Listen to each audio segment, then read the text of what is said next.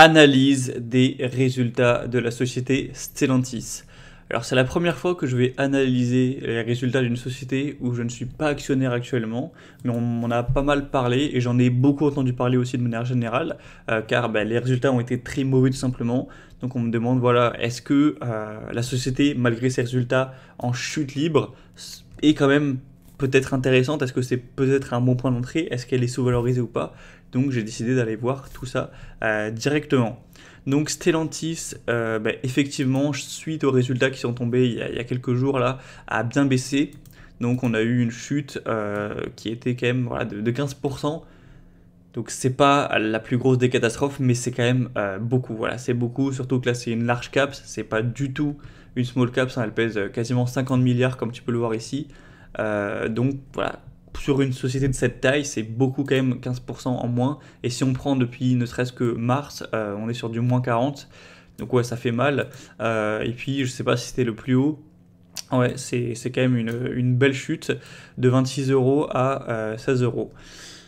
Donc bon, on va analyser tout simplement le résultat et directement, voilà, j'imagine qu'il y en a qui connaissent pas Stellantis car c'est un groupe, voilà, ça a été une fusion de plusieurs groupes automobiles, mais par contre, t'inquiète que tu connaîtras très bien les marques de ce conglomérat énorme.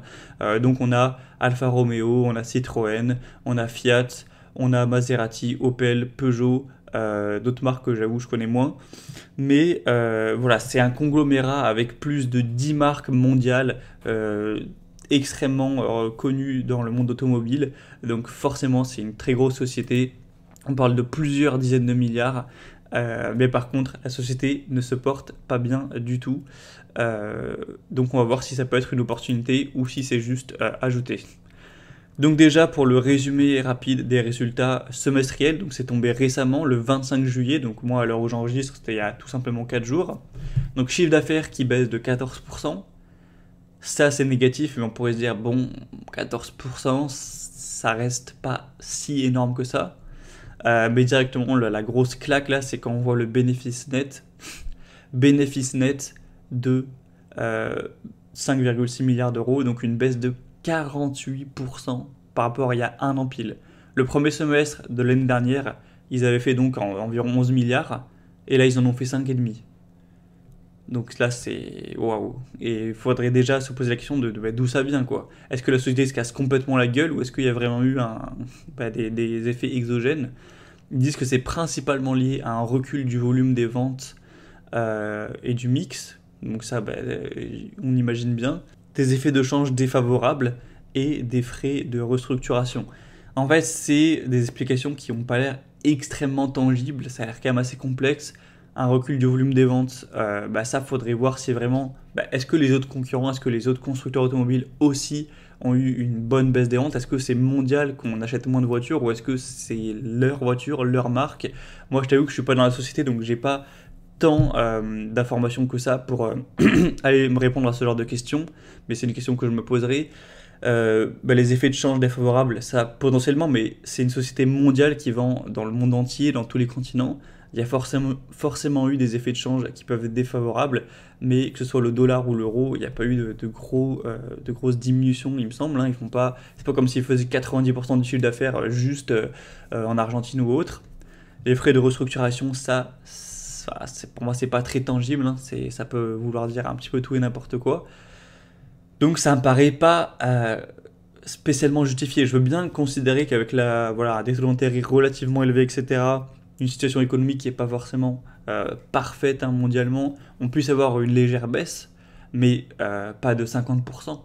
Pas de 50% sur une société mondiale comme ça sur le monde entier. Donc moi, ça me paraît vraiment très inquiétant, cette baisse fulgurante. Voilà, on parle pas d'un moins 15 ou d'un moins 20, mais quand même d'un moins 50%, quoi. Les bénéfices divisés par 2. Donc bon, bref. Du coup, forcément, la marge qui, j'imagine, a baissé. 10%, reflet de la réduction des coûts des composants, du personnel et de la logistique, ce qui a contribué à atténuer l'impact de la baisse du chiffre d'affaires. La direction prend des mesures décisives pour répondre aux enjeux opérationnels, notamment en ce qui concerne les performances en Amérique du Nord en termes de part de marché. Voilà, free cash flow proche de 0. Ça, c'est le free cash flow industriel, ça paraît pas non plus très positif. Stock total en baisse de 3%.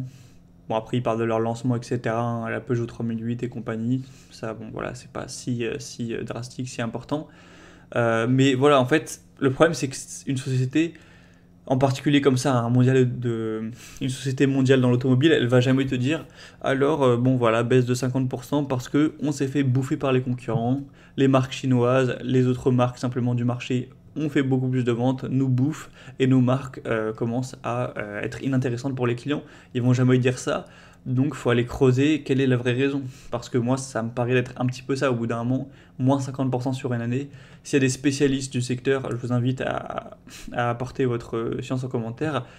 Je vais rapidement voilà, demander à ChatGPT ce qu'il peut en penser. Voilà, du coup, les trois informations qu'il nous livre: déclin des ventes, voilà, diminution des livraisons de véhicules dû à des ajustements de production, à la gestion des stocks en préparation des nouveaux lancements de produits. Bah là, ça paraît quand même interne à la société, peut-être que ça a été mal géré. Il ne nous parle pas d'une baisse mondiale de l'achat des voitures. Problème de chaîne d'approvisionnement, augmentation des coûts, perturbation dans l'approvisionnement, etc. Effet de change. Bon, voilà, il n'y a pas. Tu vois, c'est pas comme par exemple quand j'analysais Moulinvest, on a eu effectivement sur le secteur du bois un côté négatif. Mais là, j'ai pas l'impression que sur le secteur automobile global, on a eu, en tout cas mondialement, là, c'est pas que en France, qu'on a eu une si grosse baisse que ça. En tout cas, certainement pas certainement pas une baisse de 50% de la demande de voitures, tu vois. Donc c'est ça le problème. Donc pour moi, en tout cas, les résultats, je trouve que ça fait assez peur. Après, ok, les résultats font peur, mais ça ne veut pas dire que peut-être la société n'est pas intéressante, car si on a des résultats mauvais, que le cours a chuté, bon, même s'il a chuté, mais ça aurait pu chuter plus, mais bon, ça a quand même bien chuté, mais qu'on a des actifs nets qui valent beaucoup, beaucoup plus que 50 milliards, ça peut, selon moi en tout cas toujours rester intéressant, même potentiellement que je pourrais vouloir rentrer dedans si c'est intéressant. Donc ce qu'on va faire, c'est qu'on va directement aller voir le bilan. Je vais aller le télécharger rapidement sur le site de Stellantis et voir combien ça vaut quand on regarde la comptabilité et non pas juste le prix de la capitalisation actuelle. Donc, c'est estimé en millions, donc voilà, ça va être en milliards cette fois-ci. Là, c'est une grosse société. Alors, apparemment, ça n'a pas été audité.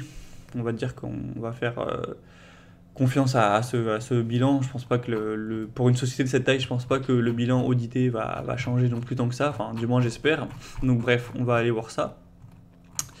Alors, quand on prend les actifs, donc là, assets en anglais, on obtient un total d'actifs de 200 milliards. Ok, c'est quand même beaucoup.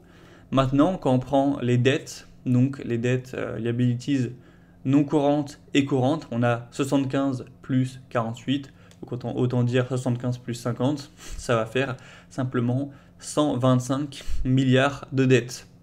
Ce qui obtient des capitaux propres aux alentours. Voilà, j'ai fait le calcul en arrondissant, donc total equity, capitaux propres totaux, 82 milliards. Donc effectivement, c'est vrai que on a 82 milliards de capitaux propres.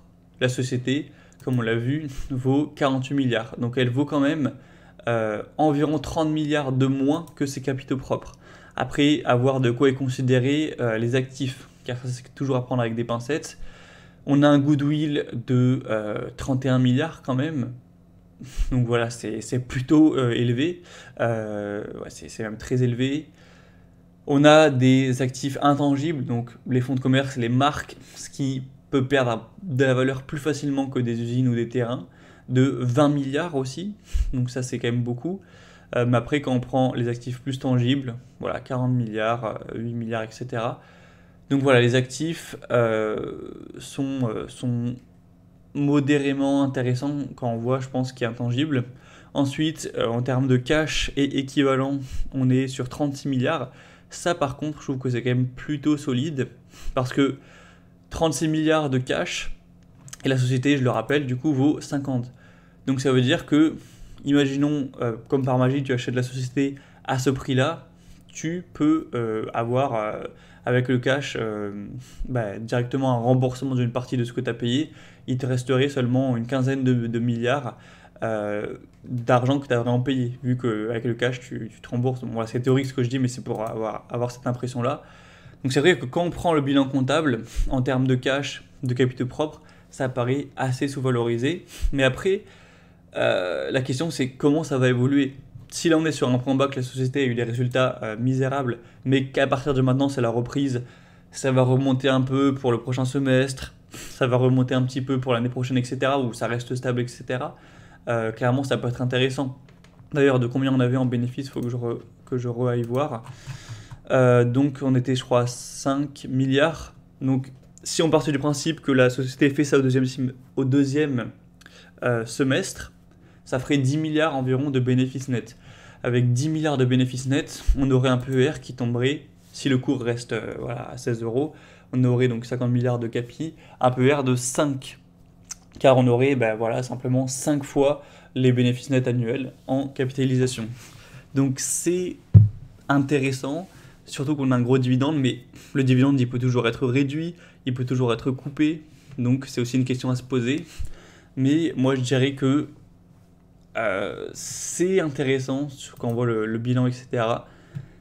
Mais je pense que j'attendrai quand même de voir au moins peut-être une légère reprise des résultats. Voilà. Imaginons si pour le prochain semestre on a des résultats qui remontent un petit peu, ou alors que le cours a encore chuté, là ça deviendra encore plus intéressant. Voilà, si on a un mouvement soit de hausse un petit peu du bénéfice, ou de stabilité, et ou une baisse du cours, donc ce qui ferait que la société serait encore plus sous-valorisée, éventuellement ça pourrait m'intéresser. Je pense que je vais la surveiller, voilà, regarder de temps en temps.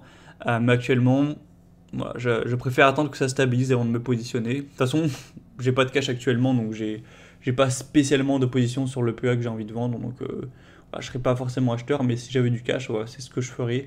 J'attendrai de voir comment ça évolue. Mais c'est vrai que ouais, ça peut être tout à fait considéré comme sous-valorisé. Si en tout cas la société maintenait simplement son dividende et qu'on avait réellement 9% de dividende tous les ans, ça suffirait avec ça seul à battre potentiellement le CAC 40. Hein, donc voilà, ça peut être effectivement intéressant. Si des gens sont beaucoup plus avisés, connaissent la société, investissent dedans depuis des années, n'hésitez pas à donner votre point de vue en commentaire, ce sera énormément enrichissant pour cette vidéo, les gens qui se posent des questions par rapport à Stellantis. Mais pour conclure mon point de vue, je dirais que niveau sous-valorisation, c'est effectivement assez intéressant, un PER qui paraît faible, un cours sur actif net qui paraît également assez faible. Donc voilà, potentiellement, mais en tout cas, en termes de résultats, c'est clairement pourri. Ça, il n'y a pas trop de doute là-dessus. Pour plus de mon contenu, clique sur le premier lien en description et reçois la formation gratuite « Construire un portefeuille qui bat le marché ». Moi, je te dis à très vite.